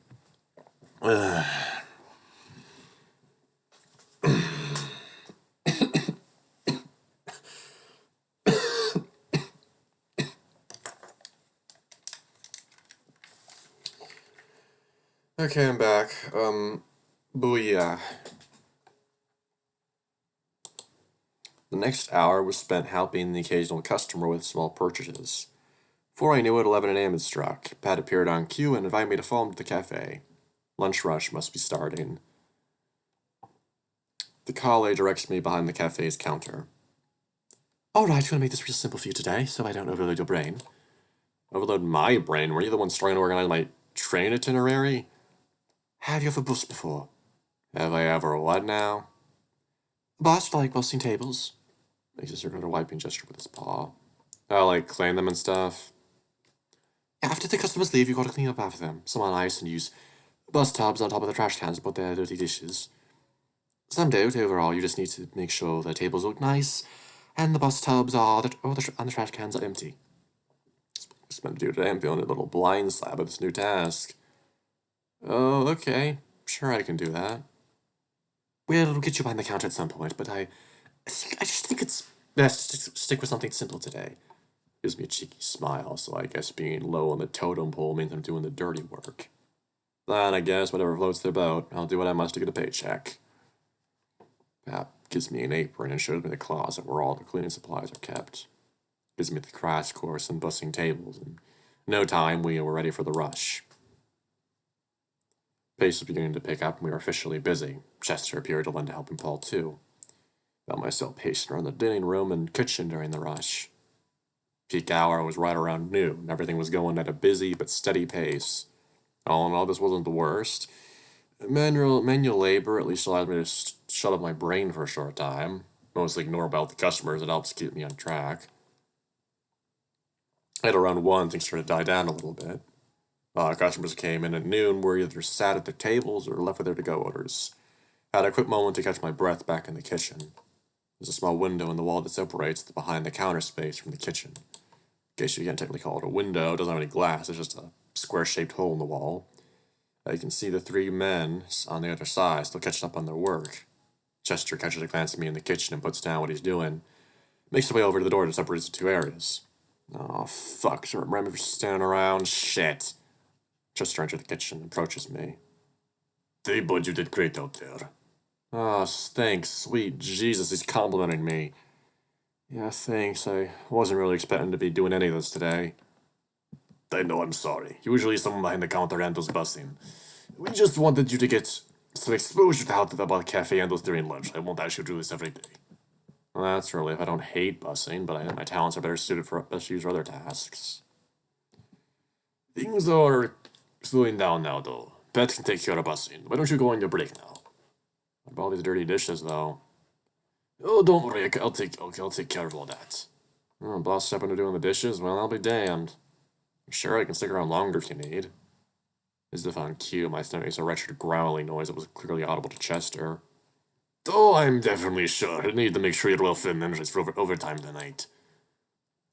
It's not a hearty chuckle and offers me a wide grin. It's nice to have a boss who cares somewhat about my bodily needs. Wasn't always this lucky in the past. Just try to be back in about 45 minutes or so. There's a burrito joint across the street you can try. If we weren't on the tail end of a rush, I'd offer you a hot sandwich that Dave can make. Sorry about that. That's okay. Burrito sounds really good, actually. Do I need to clock out or anything? No need for today. Just make sure you tell April you're heading out before you go. Sure thing, thanks. Just because of me nod and turns back towards the door and heads back to the cafe counter, followed behind shortly after. Heading back into the front of house, I'm able to find April quickly. Hey, I'm heading on my lunch break. Chester wanted me to tell you. I'm gonna try that burrito place that's across the street, apparently. Great, go ask Joe to go with you. Well, I was just thinking I was gonna go alone. Nuh-uh, you're new around here. I need to make some friends. Daryl's an okay dude. He kinda needs some new friends, too. We should get to know each other. Ah, you're looking out for me, April. That's sweet of you. Taunted her in the most annoying and teasing tone I could muster. Oh my fucking god, I'm just trying to get you a socialite. You're not hanging around at the apartment all the time. Uh-huh, sure it is. Give her a smirk. You can see right through her. She can be a decent person sometimes. They seek out Daryl at the shop floor and see he's still playing the same guitar. Hey, Daryl, you hungry? Daryl snapped out his trance when he was addressed. Oh yeah, sure, where are we going? Can you take Alex to Palos Gordos? Oh hell yeah, I love Palos. Daryl looks perplexed. Just Alex though, aren't you coming? He's the only one on break. I'm here until he gets back. Okay then. Mine looked a tad uncertain. April's really putting him on the spot. Dude, don't be awkward. Alex needs new friends since he's new in town. Last I checked, you could use some new friends too.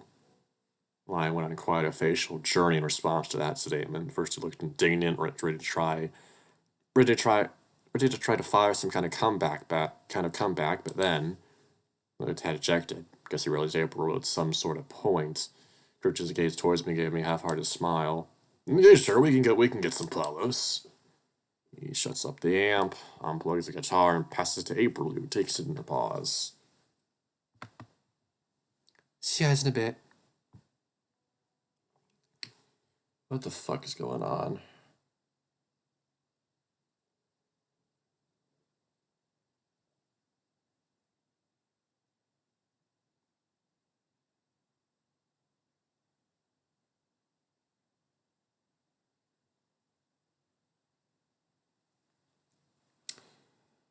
Good grief.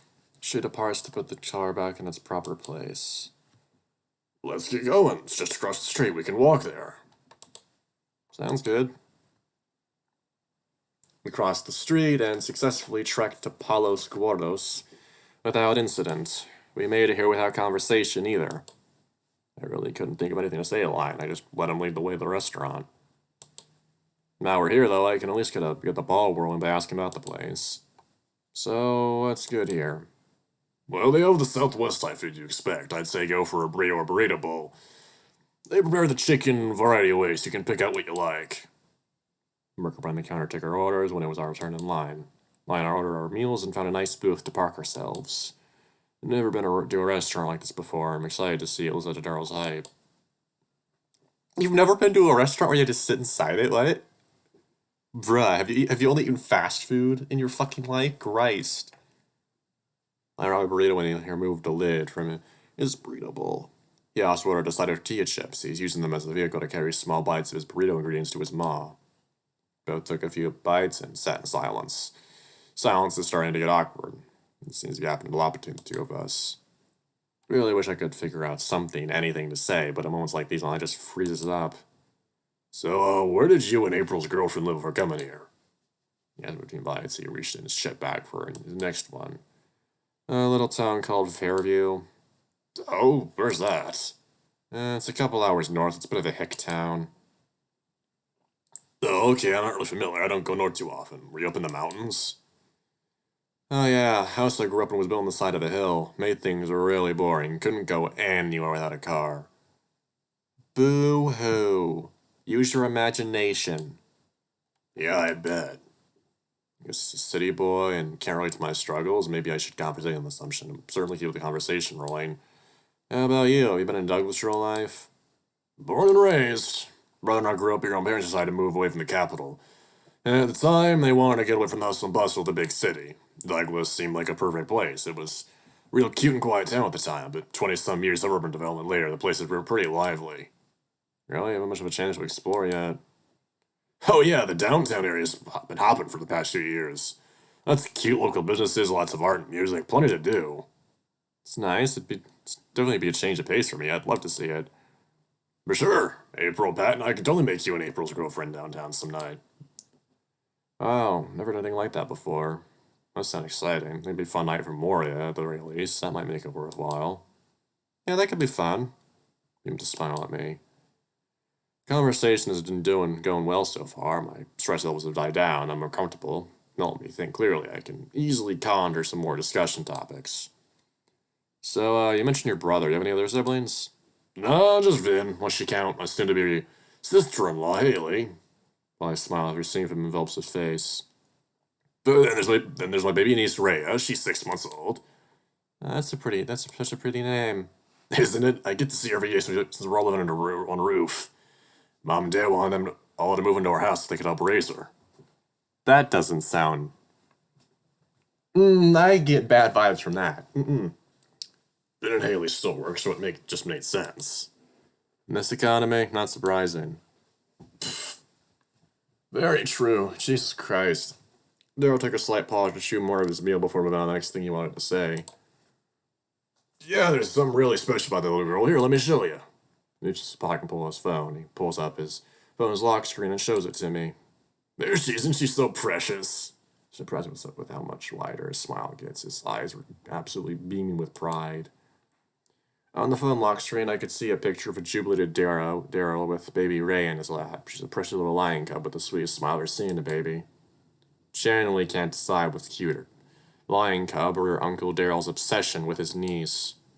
Oh my gosh, you two are so adorable. Thanks, I'll tell you what, this little girl's been my whole world since the day she was born. Dang, he's really obsessed.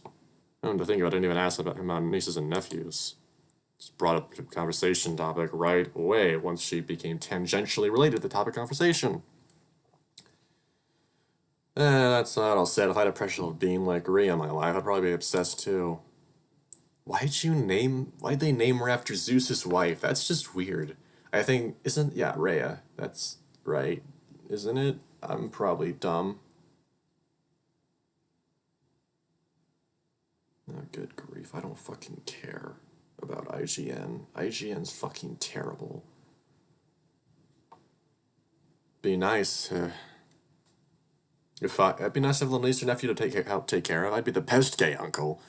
Too bad I don't have any siblings. That is so precious. She looks like such a happy baby. Yeah, she really is. She's like that all the time. Yeah, because she doesn't know the world. If babies could understand the world, they'd be crying all the time. He set his phone face down on the tabletop. But anyways, that's enough about me. Sorry, didn't mean to dominate the conversation. How's your first day going? Pretty well, actually. I like Chester a lot as a boss. The work's been tough today, but not unreasonable. It's cool to hear. Yeah, you actually helped me out earlier today. How? Well, a customer came in to buy a guitar after you taught me what pedals are and how they work. I was able to upsell him one. No way, that's awesome. Oh, that was helpful. Yeah, you definitely were. Thanks for that. Yeah, no problem, I guess. Just but I realized Daryl had blazed through his meal. Spoke a lot during our conversations. How the hell did he eat all that and just don't talk as much as he did? I like a burrito, by the way. Good, isn't it? I hadn't really been paying much attention to the quality of the food. I've just been mindlessly chowing and chatting. I guess that means the quality of the food isn't anything to write home about. Really enjoy what I was eating, though. This is really nice. Ingredients taste pretty fresh, and there's a lot of flavor. I think this is gonna be a nice lunchtime staple for me. Oh, for sure. I'm actually super jealous of you right now. Being so close to Apollos is gonna be awesome for you. Takes his last few bites. Man, that absolutely hit the spot. Tip for the next time, though. Think about getting a burrito bowl instead of a burrito and a tortilla. Chips are free and you can dip them in the bowl like it's a dip. It's like extra value. Oh, you say, you know you're speaking my language, lion man. Sure do like value. I'll keep up that mind for next time. Daryl disposes of the empty cardboard bowl and plastic lid into the chip bag. He picks up his phone and takes a quick glance at the screen. Well, I think it's time for you going again. My shift is starting real soon. I won't be late. Sorry I gotta leave you hanging. Damn, I was hoping to spend a little more time with this guy. Listening to ramble, his niece was so adorable. Not to mention this lion's quit. Oh, fuck's sake.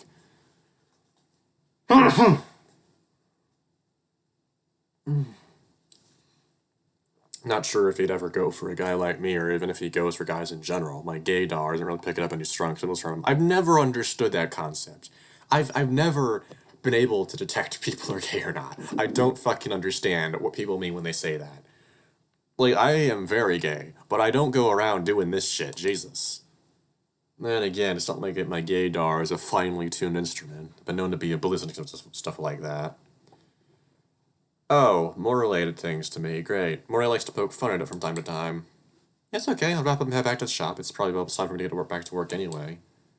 True. Well, I'll see you around, I guess. I come in the shop often, so you'll see me again at some point. Sure. Take care. Darren scooched himself out of the booth and stood up with his trash. You too. Goodness gracious. This is one of those. Oh, for fuck's sake. He guards his waist and walks out of the front door. Out of the window, I can see him cross the street and get back to his car at a brisk pace. Hopefully to make him too late. He's nice, handsome too, and it's so sweet he fawns over his baby niece. Here I am, left alone again. Great. I actually like the effect they do when he's having these moments of, holy shit, I'm lonely.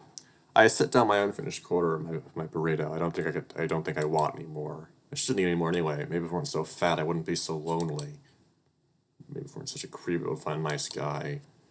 I've been spending all day gawking at men like they're pieces of meat. No wonder no one wants me. Jesus Christ, okay. Why am I like this? No, snap out of it. Still have a whole work day to get through and then some. I can't wallow in self-pity right now. I need to get back to work. So as my garbage and work my way back to the shop with haste. The more I can focus on word, the less I can focus on these feelings. That is not a good philosophy. Holy shit. That is not a good philosophy. That's a great way to make them worse. Worse.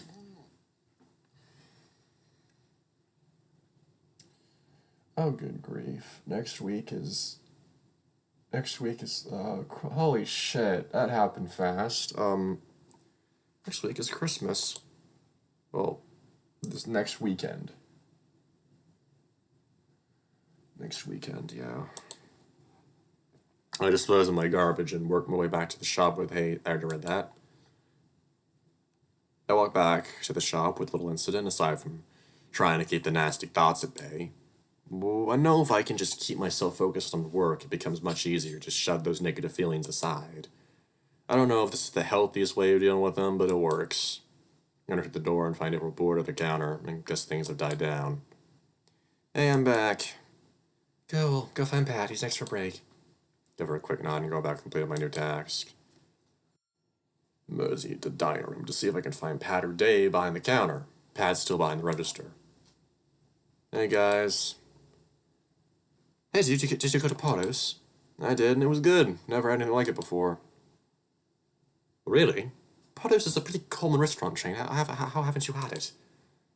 I mean, my hometown is kind of in the middle of nowhere. She didn't know it was that bad.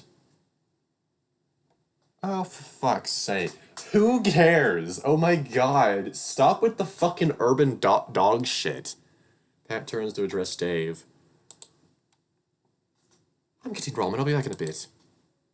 Alright, drive safe. Pat waves and briskly walks to the kitchen. Dave turns his attention towards me. Is it busy out there? Out in front of house? No, not really. Oh, good. Want to try operating the pressure until Pat gets back? Sure, I'll give it a shot. Get behind the counter, assuming Pat's previous position. There aren't any customers waiting in line right now. Hopefully, I have enough time to familiarize myself with everything. Dave comes up behind me, putting one palm on my shoulder, making his face close to the side of my head. Leave me with little personal space. Oh, so you're a creep then. Got it. He paused, operating the touchscreen monitor of the point of service. So it's real simple. Starts poking the screen to navigate through the user interface. There's only 15 items on the menu. Select the items from the index, and all your items you selected are put in the cart. Once all the items the customer wants are in the cart, I hit the cash out button. Then you swipe your card to take the cash. Speaking very softly toward my ear. His volume and proximity are going to be a peculiar sensation. It's a tingly sort of feeling. A good tingle. Got any question? Just ask me, okay? Yeah, sure. Gives my shoulder a tight squeeze. You're welcome, buddy. You're gonna do great. Dave returns to his station by the espresso machine and stovetop. Soon after he left, a few customers approached. One by one, I got to log their orders and process their payments. Skunk completes his tasks masterfully and effortlessly. We're quite the duo. We don't even need Chester or Pat around for this low volume of customers. Speaking of, where is Chester? When business starts to get slow enough for the two of us to catch our breath, I pose the question. Hey, where's Chester? Oh, we are out not long after you took your lunch. He'll be back in a few hours. Errands or something? I reckon he might be. For work days, when he both opens and closes, he likes to take long breaks in the middle of the day. He'll maybe run a few errands, but he spends most of his time at the gym. Makes sense. He needs to maintain those muscles somehow, I guess. Hippie's real serious about it. Always wanting to get bigger all the time. Meanwhile, I like my method of getting bigger. Ugh. Oh, so you like getting unhealthy. I got it. Yeah, you like being unhealthy. I totally understand. Gives me a devious grin and slaps his plump belly. Not, oh, for fuck's sake. A new customer comes in to interrupt my progression of naughty thoughts. Good. Thank God, just like with depressing thoughts, I can drown out the horny thoughts by fixing work-related tasks. Customers continue to come in at a steady pace for the next hour or so. I occasionally need Dave's help at the register, but the UI and my intuition took care of the rest. At around 2:15, I noticed a real tone shift with the patrons of our cafe. The venue transitioned from being a spot to grab a quick bite to a bustling social venue. Lots of young people come in with groups of friends and sitting at a table for extended periods of time. Round 3 with a hard lull, Dave approaches me. Hey, bud, I think it's time for you to get back out front and do some training with Pat like we planned this morning. I'm thinking about starting to close up soon. You're closing now? No, but it's nice to get a head start when we close the dining room at 4. While you're out there, ask April if she can come back and help me. Gotcha, that all makes sense. I'll go find him. The vibe out here has definitely changed as well. The space has transformed into a social atmosphere like it did in the cafe. Customers are lounging on the furniture and sampling the instruments. Many were congregating at various spots throughout the store. They were chatting and playing music together. Approached April and Matt mid-conversation. I overhear their discourse. Pat, for the last time, I only like girls. I'm a lesbian. I thought you were American. He gives April a cheeky smile while she just glares unamused. Pat knows lesbian and American are not mutually exclusive riders. It's some sort of inside joke. Whatever. Hey, April. Dave needs to swap stations. I need to spend more time out here with Pat. Holy fuck, thank you. April briskly storms off that explanation, leading with the collie. What's her deal? She doesn't appreciate my creative thought experiment is all. Creative thought experiments? What on God's green earth does that mean? Do I even ask? Oh, which reminds me, I got one for you too. Guess I have no choice in the matter. Would you rather go 1 year without sex or go 1 year without your favorite food? That struck a nerve, especially since it's quite possible it has been a year since last had sex. Not really sure how long it's been. Living with your parents makes hooking up difficult. On top of that, Fairview didn't have the best prospects.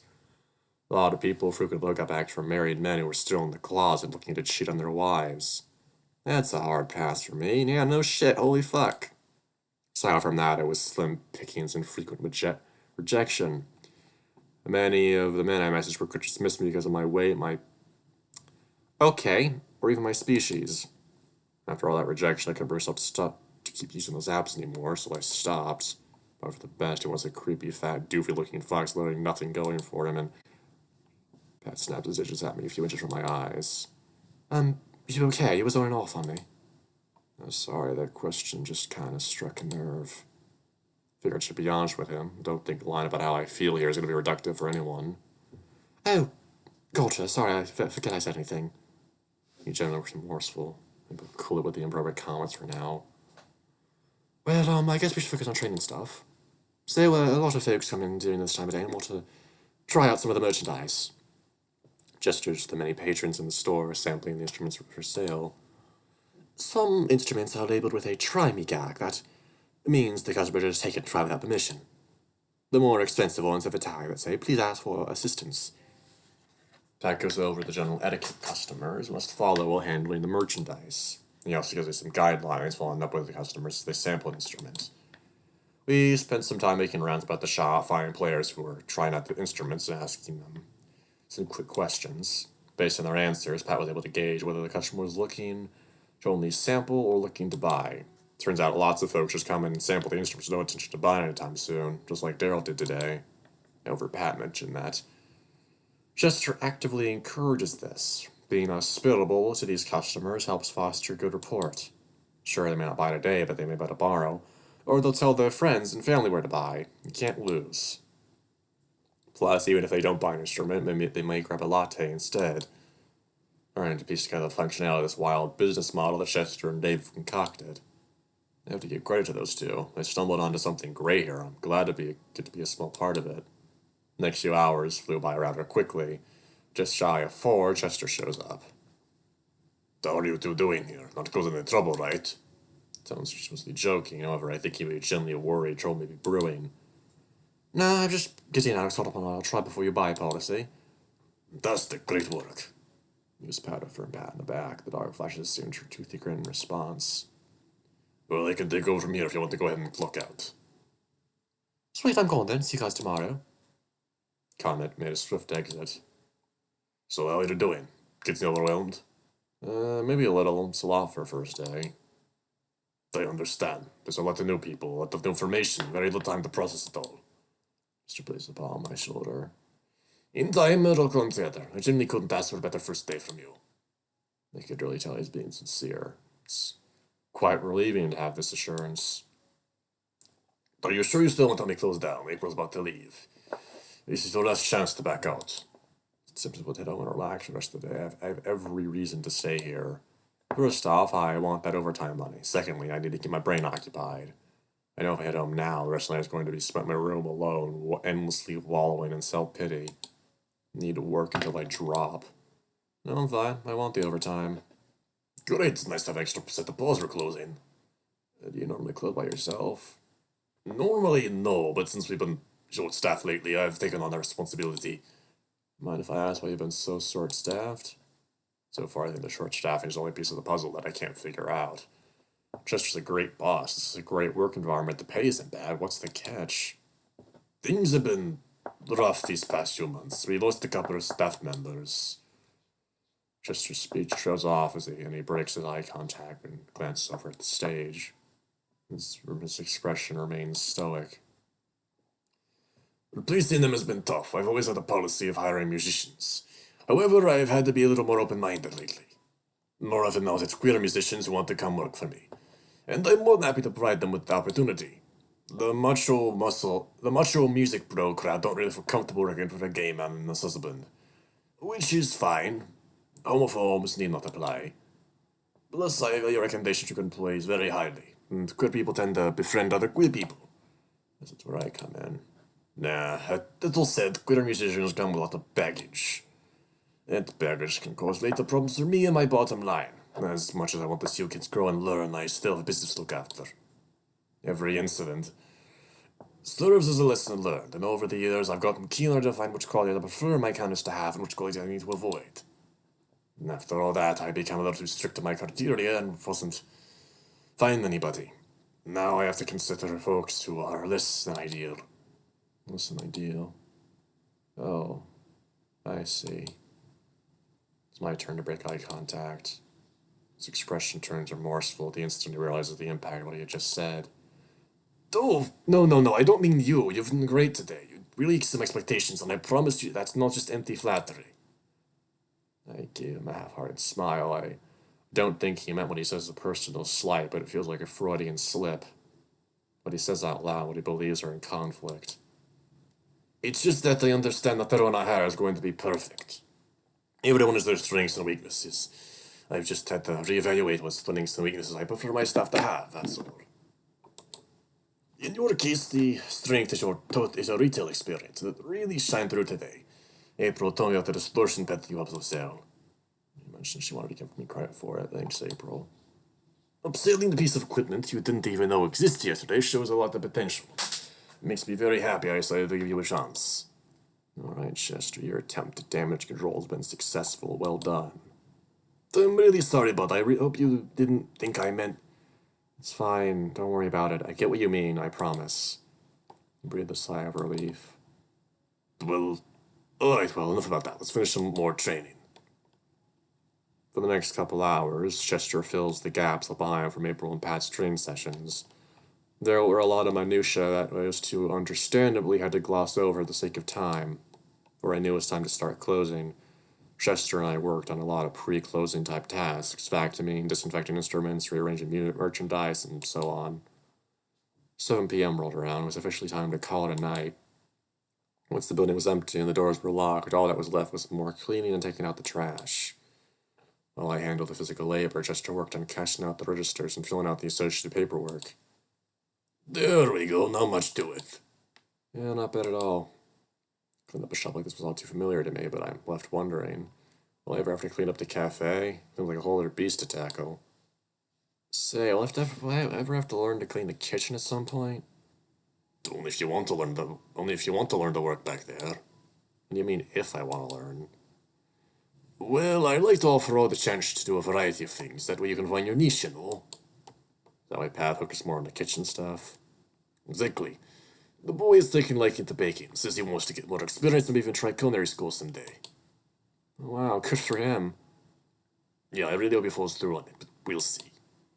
On the other paw, April's more interested in the retail and business side of things, so I let her take the reins on the front of house and event planning. Never in a million years would any of my bosses in the past take the initiative to let workers explore a variety of roles and stick to a niche they were good at. I was given a job to do, and I had to do that particular job without question or objection. There wasn't any room to grow and learn while doing one thing day in and day out. This is a really good opportunity to get more experience. I'll never pass up a chance to bolster my resume. Say, can I get some more experience with the cafe tomorrow? Oh, absolutely. Pat's leaving early tomorrow, so that works out nicely for everyone. He and I continue our last-minute closing task before we call it quits. Chester shuts off the lights in the building before we make our exit to the parking lot. The older luxury car I saw this morning was the only one around in the parking lot. Not a surprise. This is the one belonging to Chester. Climb in the passenger seat. The interior is dated but very well kept.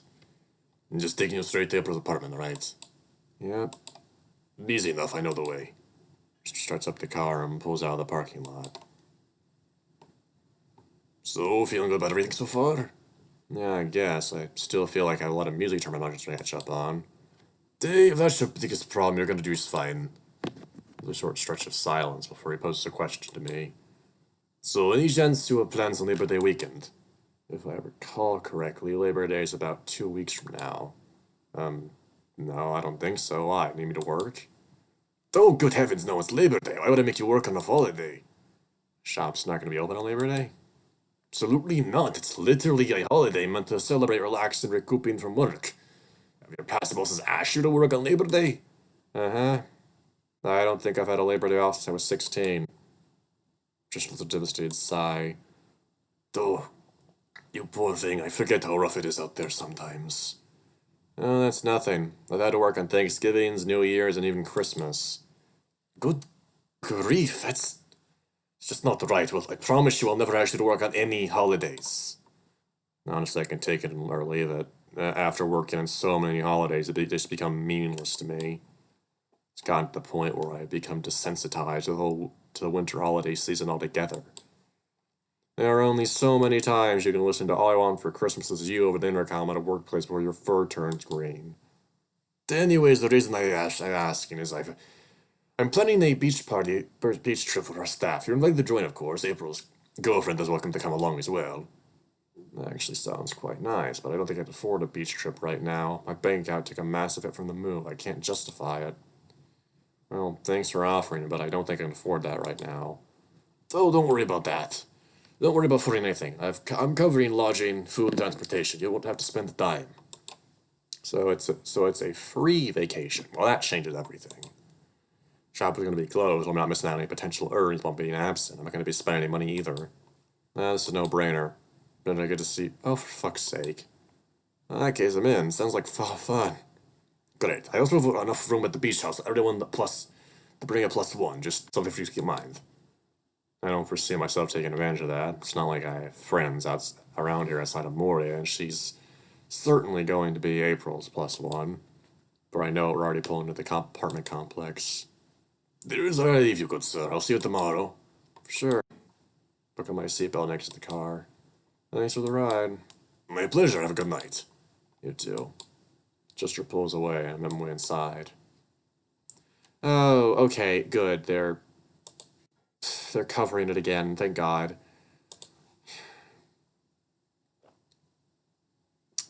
Oh boy, Draconic Blade Axe is now playing Plague Inc. Evolved. Oh my god, that game is old. Really fun game, though. I like it a lot. Walk in the front door to find Moria and April nestled on the couch under a blanket watching TV, knee deep in a crime drama. Hey, the working man's back. Tell him about your day, sunshine. That's an open seat next door on the couch, so I go sit. Well, it was something. My boss is super nice, my coworkers are. April shot me a glare. Interesting. You didn't give any trouble today, did you? Not any more than you deserved. So she did purposely give me no warm about Pat and Dave. Jerk. Such a chuckle, more little dramatic gasp. April! Murray gives her a gentle yet firm shove. You need to be looking out for him. This is his first time moving anywhere new. He needs all the support he can get. Raya, I'm not a baby, you know. I know, but I just want to make sure you get your footing around here. I know you've been really nervous about fitting in and making new friends. She's certainly not wrong. Moria can be overbearing sometimes, but I know at the end of the day she's looking out for me. Maybe I can help ease her anxiety by telling her about meeting Daryl. Well, as it turns out, I think I did make an acquaintance today. Oh, really? What's their name? His name's Daryl. He plays in April's band. Correction, he plays in one of my bands. Oh, you've told him about Daryl. It sounds like a sweet friend. See, we're so romantic friends, you're all well on your way. Bet you find a boyfriend in no time, mister. Uses a teasing tone. She knows all too well my romantic frustrations. That being said, doesn't stop her from teasing me about it every once in a while, but in all honesty, I wouldn't have any other way. Sometimes it's important to find humor in things that hurt. Stand from my seat. Alright, that's enough of that. I'm gonna go shower and wind down. Okay, dear, good night. Later. Finally. Upon entering my room, I shut the door behind me and immediately flopped face down onto my warm, cozy mattress. Oh, my sweet, sweet bed, how I missed you today. We are united at last. Lay there for a while, allowing myself to decompress from the one hell of a day I just endured. It wasn't a bad day by any means. As a matter of fact, I think it was an overall good day. I met lots of cool folks and tried a lot of new things and learned a great deal. I think I'm gonna like this job. There were so many good signs today.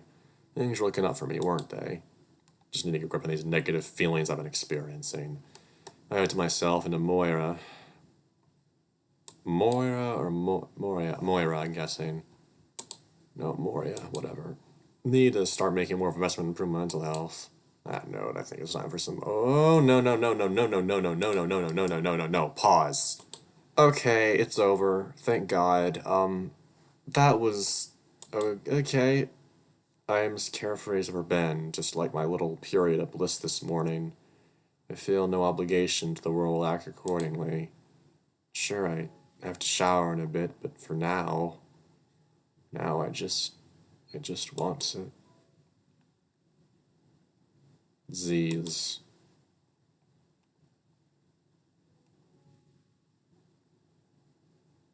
Oh fuck.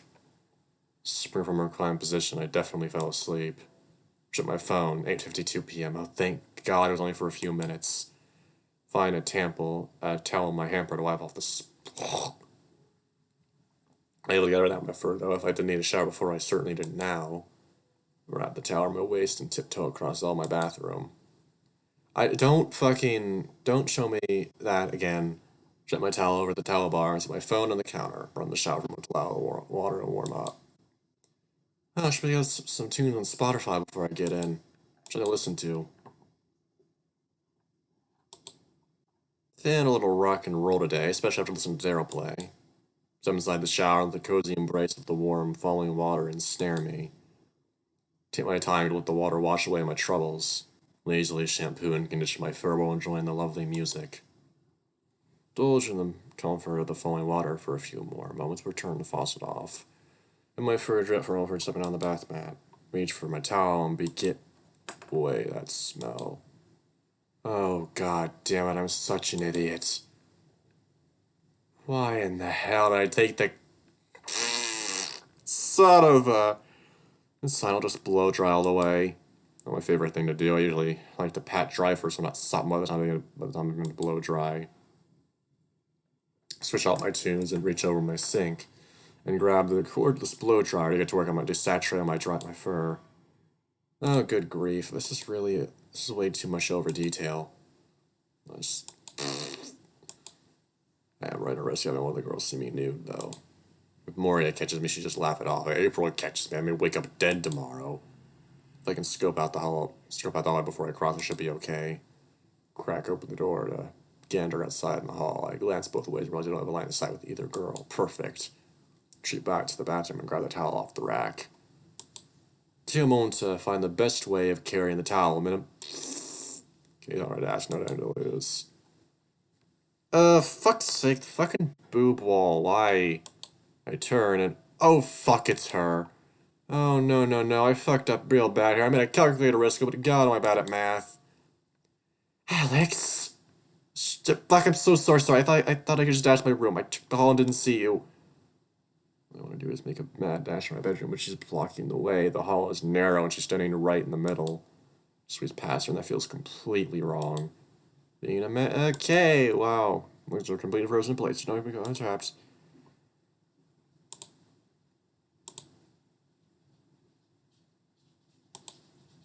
There's some chemical in here. I clean up the towel. Please buy it. Please buy it. Moron, just bring someone with you next time or something. I don't want to have to look at your body. Wow. Fuck you. You were acting awkward silence for April. Okay, cool. I would, but you're standing in my way. My eyes are up here, you know. Excuse me. Rory calls out from the living room couch. Is everything okay over there? Yes. Yes. April silently steps aside, going up hostage down the hall. Rory stride past her in my room. It's at the door behind me and immediately flop face first down the bed. I want to scream my pillow as my body hits the mattress. I can't believe what just happened. Wait an extra 10 seconds or double check the hall. I could avoid the whole confrontation. Looking back on it, I could just retreat him in the bathroom. I didn't think of it that in the moment. With panicking myself, I was trapped. Stupid fox. Jeez, I didn't think I was so optimistic before. I should have known it was only a matter of time where I screwed something up. Get out of bed one last time and flip off the light switch. Crawl under the covers with my head in the pillow. With my alarm and goes on my phone. There's a message from Mom. Hi, honey. Please call me your dad sometime. Let us know how the move went. Love you.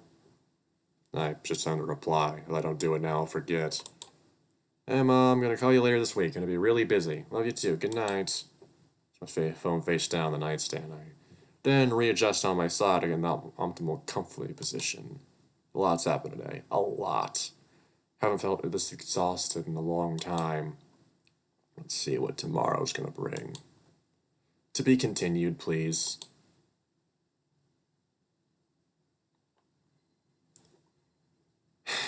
Whatever, okay. Yeah, that's it for today. That's it for now. That was a lot.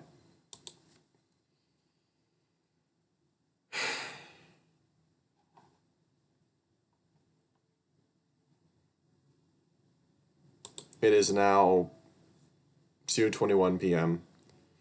I will see you guys in the next video. Bye, I guess.